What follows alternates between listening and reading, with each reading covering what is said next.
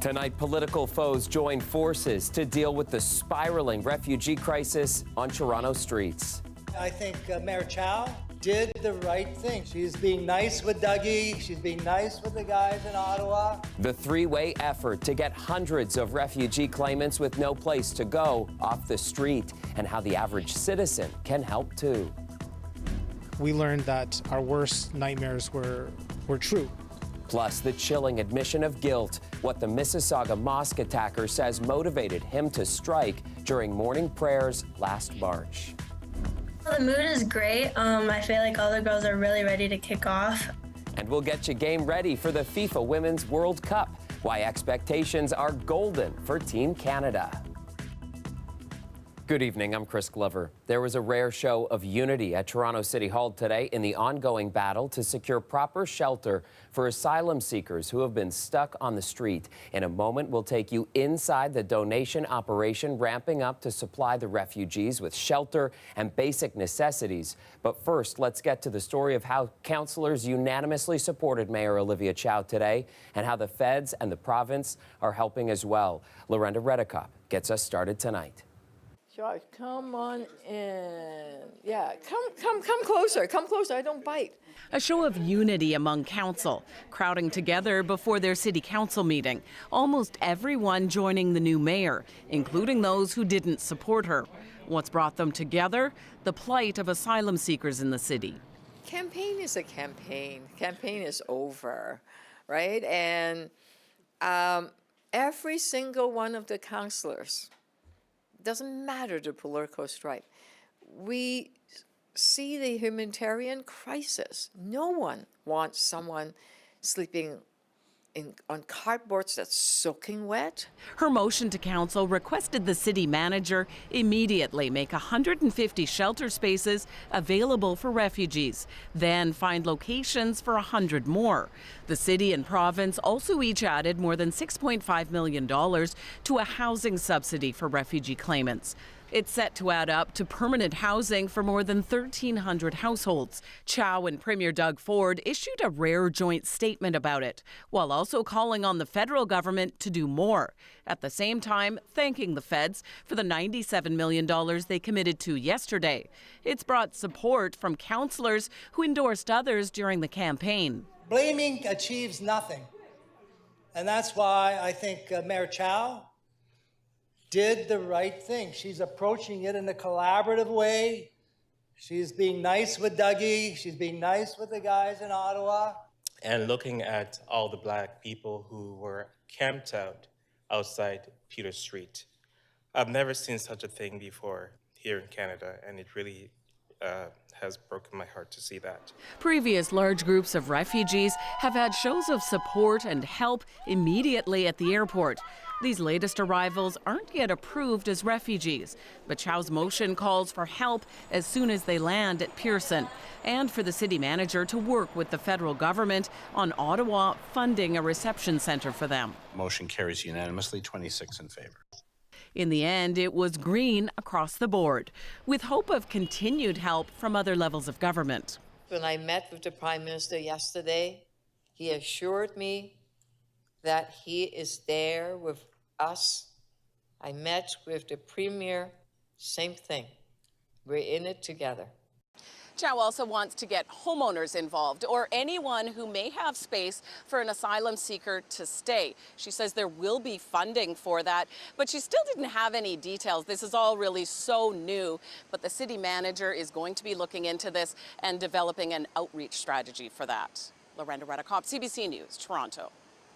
To North York now, and the church that's taken in hundreds of asylum seekers. While donations continue to pour in, organizers say they're in need of more volunteers. Dale Manukduk has that part of our coverage tonight.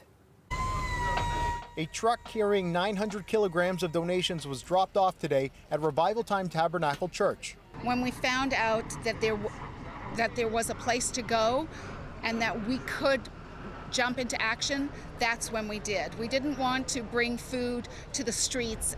It was a large drop. Several smaller donations were unloaded throughout the day. People are hearing the need and responding. So much donations are coming in. So if we could get people to volunteer an hour, 2 hours in their day just to help to sort through that, that would be wonderful as well. We'll give you a sense of the operations here at Revival Time Tabernacle. These are some of the belongings of the 230 refugees and asylum seekers that are staying at the church. Over here, they're sorting out some donations, a lot of toiletries. You see toothpaste, vitamins, and soap as well. What I've been told is that there is a need for some lotion and flip-flops as well. Over here, an administration desk where they're talking to some people, getting a sense of what they do need. And then through this narrow hallway, they are sorting lots of donations of clothing and other items, many of which have been donated by community members, some of them from the Beautiful Foundation, which is helping organize all of this effort that's being done here. You see a lot of stuff that requires sorting. And what I've been told as well is that there is a need for brand new items. So don't come and bring old clothes that have been used. Try and get some packaged items. The church has roughly 25 volunteers working at any given time, but are struggling to keep pace with donations. I just came here and I just get hands-on and get in. The reason why I do this is because it could have been me. It could have been you. I've been doing all kinds of stuff. I've been helping clients get their documentation in order. I've driven a few folks over to the bank to help them open up bank accounts. I've helped in the kitchen. I've helped with the donations. So I'm just everywhere. While the asylum seekers do have a place to finally sleep, organizers are still looking for portable showers. Dale Manukduk, CBC News, Toronto. Now to a guilty plea in an attack that shook a Mississauga mosque last March. Morning prayers were upended when a man with an axe and bear spray attempted a rampage. Congregants restrained him before he could seriously injure anybody. And today he admitted to being fueled by hate and pleaded guilty to terrorism charges. Anam Khan has reaction tonight. Mohammed Moaz Omar had been planning the attack at this Mississauga mosque for a year, court documents show. They also reveal he was motivated by a hatred for Muslims. This man who attacked our center and, really stole the sense of sacredness of our place, we learned that our worst nightmares were true. Today, the Muslim community learned that Omar confessed to despising Muslims and that he was inspired by other massacres, including the Christchurch attack in New Zealand in March 2019. Omar pleaded guilty to 3 charges for his use of a noxious substance, assault with a weapon, and mischief to religious property. When the 24-year-old entered Darul Tawheed Islamic Center in Mississauga on March 19th of last year, 30 people, including families, were gathered for morning prayer. The agreed statement of facts shows Omar approached worshippers from behind, discharged bear spray, and swung an axe. Congregants were able to restrain him before anyone was seriously injured. After the attack, police searched Omar's car and found several weapons, including a large knife and an axe. Court documents show even though Omar has a Muslim background, he admitted to hating Islam, believing it was a violent and terrorist religion, and had intended to perpetrate a mass casualty event. We should all recognize this fact and reflect on the troubling trend that has beset this country, the trend of individuals violently attacking Muslims for who they are and for what they believe. The National Council for Canadian Muslims says it's glad charges are laid, but still worries for the Muslim community. Their mornings will never be the same again. Their prayers will likely never be the same again. Back at the mosque, regular worshipper Hussam Al Ahmed says this kind of hate has no place in Canada. I'm so disappointed that he feels about us with this hatred. He hopes for more community awareness about his religion, praying for an end to these senseless attacks. Anam Khan, CBC News, Toronto. Taking you to Scarborough now, where a motorcyclist is in life-threatening condition after crashing into a pole. It happened near Victoria Park Avenue and Lynn Valley Crescent around 8:40 tonight. An adult male was rushed to hospital with critical injuries, and a stretch of Victoria Park was shut down for several hours. Now to a thwarted auto theft ring. Peel police announcing today 15 people were arrested and a total of 73 charges laid after an intense investigation across the region. As a result of this investigation, 6 locations were targeted within the GTA and warrants were executed. Through the hard work of the investigative team, I'm pleased to share that the investigation resulted in the recovery of 28 containers of stolen cargo valued at $6.99 million. An additional 28 stolen tractors and trailers valued at $2.25 million were recovered. Total value of recovery, $9.24 million. Project Big Rig was a joint operation led by Peel, including York, Toronto, Halton, and the OPP. The organized theft ring is alleged to have stolen fully loaded commercial vehicles to then sell their cargo to unsuspecting buyers. The 15 suspects face charges including possession of property obtained by crime, motor vehicle theft, and trafficking stolen goods. 22 degrees in Toronto as we look live at our city tonight. Colette Kennedy joining us now with a first look at the forecast. And Colette, it was kind of a picture-perfect day today. We've really been seeing conditions in terms of the temperatures that I hope folks are appreciating. At least when, we can compare that what's happening across the southern U.S., the Southwest, as we've been talking about almost every night. And just looking at the afternoon temperatures, it's not just 24, 26 or so through the lower Great Lakes, but look at some of the readings to the north. 14 for Thunder Bay and Kenora at 19, low 20s all the way back towards Saskatchewan. And I'll tell you, that's actually an improvement. Yesterday, in the mid-afternoon hours, the temperature was still around 15 degrees there. All that heat, well, it's pretty far away back towards the Midwest, a little pop up there in Minneapolis over 30 degrees, but otherwise you kind of have to travel a little bit to get into that. And again, hopefully that's okay with everyone. We will see the heat coming back into next week. What we also have coming in the short term is tomorrow. Towards the afternoon hours, southwestern Ontario, and then more so towards the evening through the GTA. Look out for some of those thunderstorms and scattered showers. I'll go into more detail on that coming up. But your low tonight, 18. The high tomorrow, 27, Chris. All right, Colette, we'll see you a little later on in the show. City Council approving a long-discussed pilot project today that will allow people 19 and older to drink alcohol in a select number of city parks, including Trinity Bellwoods Park, Corktown Common, and Riverdale Park. 27 parks in total are included in the project, which will run from August 2nd until October 9th, and you can find a full list of all the parks taking part right on our website. Safety on our streets is another thing councillors have dealt with a lot lately, and today businesses in the Church Wellesley neighborhood were calling for help. An historic hardware store in the village says it may soon close after repeated vandalism and violent behavior in the area. Tyler Cheese has more. Dudley's Hardware at 511 Church Street is supposed to celebrate its 90th birthday next year. But owner Steve Dawson says that's unlikely to happen. Over the last 5 years, my front windows have been smashed 14 times. This year alone, 4 times. As a small independent business, I cannot keep buying glass.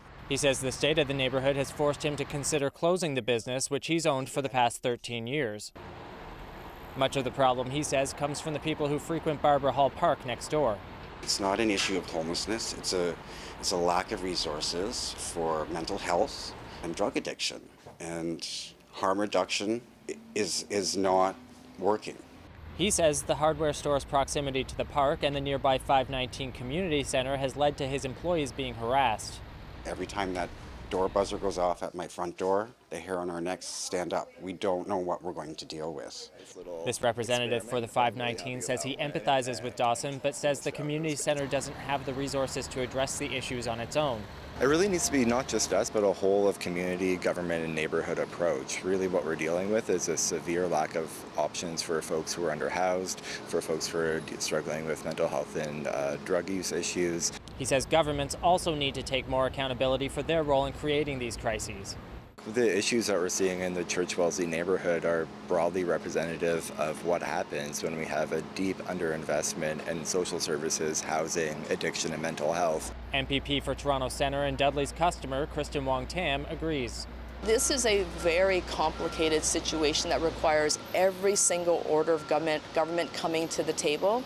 It's not going to be solved by a community center. It's not going to be solved by an independent hardware store. It really requires 3 orders of government coming to the table to address the mental health and addictions crisis that we have in Toronto. In response to this story, the City of Toronto says it's providing ongoing support at Barbara Hall Park, including park ambassadors that visit 3 times a week. Ontario's Ministry of Health also says it's making active investments to create a modern mental health and addiction system. Tyler Cheese, CBC News, Toronto. Advanced voting begins today in Scarborough-Guildwood. Constituents in the riding expressed their concerns going into this provincial by-election. I think the thing I'm most concerned about is just different rates that are kind of going up. I guess education is always really important to me as well. So those were kinds of the main things that I was focusing on. I think the cost of food would be our biggest. I'm concerned about the school issues, the school situation. Well, and the housing. That's pretty rotten, what's happening in Toronto.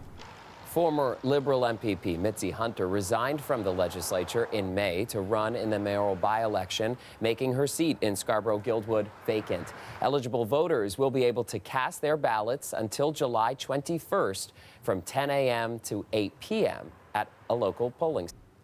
Welcome back. We're hearing from the newest member of the Toronto Blue Jays for the first time tonight. 17-year-old Arjun Nimmala was the Jays' top pick in the amateur draft earlier this month, and he had a chance to visit the city and meet some of the players a few days ago, and today spoke about what that experience was like. I was able to talk in depth with some of the team, and a lot of congratulations. I congratulated Vladdy on the home run derby victory, but every moment I had with them, I kind of cherished, and I understood what it took for them to be at that stage. So I'm going to try to mimic that for sure. The power-hitting shortstop from Tampa was the 20th overall pick. He is the highest drafted Indian American in any of North America's 4 major sports leagues. In fact, no Indian American has ever played in an MLB game. It is the eve of the first match for Canada's women's soccer team at the FIFA Women's World Cup in Australia. The team will look to rising stars like Jade Riviere to help lead them to victory at this year's tournament. After a disappointing exit last time, Greg Ross has more on the stakes for Team Canada. Canada is considered a strong contender heading into the FIFA Women's World Cup. They come in as the defending gold medalists from the 2020 Olympics in Japan, with a number of players returning from that team, including fullback Jade Riviere of Markham. She says the team is excited to get going. Yeah, no, the mood is great. I feel like all the girls are really ready to kick off. We've been in Australia for almost coming up to about a month now, so I think everyone's really eager to really just get it started and get this tournament going. Canada will look to improve on its showing at the last Women's World Cup, where they didn't make it past the round of 16. The tournament has expanded from 25 teams in 2019 to 32 teams this year. Riviere says it's a clear indication that women's soccer is on the rise around the world. This is a tournament of a lot of firsts, and having 32 teams compete is obviously huge for the women's game. I think what it reflects is just the growth in football for the women's side. Canada has seen huge growth in the women's game the past couple of decades, and having stars like Riviere to look up to is a big reason for that. She's been an exceptional role model to me. 18-year-old Raquel Alexander has been playing with the Markham Soccer Club since she was 3 years old. It's the same organization where Riviere honed her skills. She says the entire team has gotten inspiration from Riviere's accomplishments.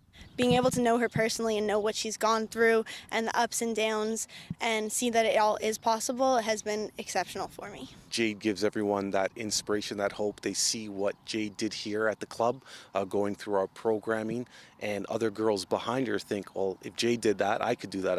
Alexander has a special connection. When she was 11, Riviere gave her this jersey. It was her first Team Canada jersey from when she played in the under-17s back in 2016. And she said, one day when I get my first one, we can swap and I can give it to her. And Alexander says she intends on honoring that deal. In the meantime, she'll be cheering Riviere on when Team Canada opens the Women's World Cup tomorrow night against Nigeria. Greg Ross, CBC News, Markham. After a 3-year hiatus, the GT20 Canada Cricket Tournament is back and starts tomorrow in Brampton. The tournament will run until August 6th and features 6 teams competing for cricket glory. You can stream all 25 games on CBC Gem and catch the tournament finals right here on CBC TV. Over to you, Colette. And after today's calm and sunny skies, tomorrow night we could be talking about some unsettled weather, right? Yes, Chris, we do have some active weather potential for our Thursday. A little more organized than what it's been the last 3 days, where we just get those kind of isolated pop-ups into the afternoon hours. So be aware of that a little bit earlier for southwestern Ontario and into cottage country. And then it's more late afternoon, evening. But I'm going to time this out for you that we see through the Golden Horseshoe. After that, there will be the briefest cool down. So Friday temperatures a little below seasonal.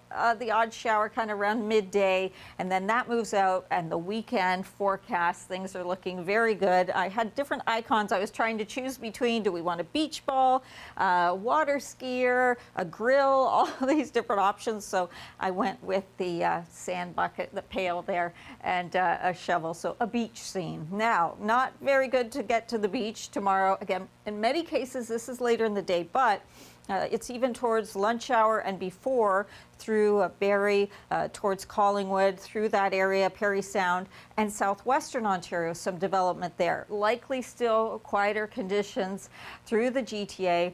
And then we get into the later afternoon, and especially those evening hours, we'll see that active weather with some heavier downpours in there. Still a risk of some isolated severe, but that's greatest into southwestern Ontario. As we get towards the later evening, now that moves off into eastern Ontario, and it's still hanging in there. And then Friday, a bit of cloud cover early, a few of those little showers popping through kind of midday, and then that clearing trend that comes behind that. That's the setup of why I put the little beach icon in there as we head towards the weekend. Overnight tonight should still be on the dry side here, so not worrying about that yet. Through southwestern Ontario, 18 the low for Windsor and Toronto, 18 as well for that overnight low. A little bit cooler, a little, Markham and Oshawa. 27 tomorrow, and then Friday, there's that cool down. And then there it is, the reveal of our weekend forecast, Chris. And you'll catch us on the beach. Thanks, Colette. And thank you for watching. That's our show for you tonight. Marivelle Tarouk has you covered tomorrow at 6, and I'll see you back here tomorrow night at 11. Have a great night, everyone.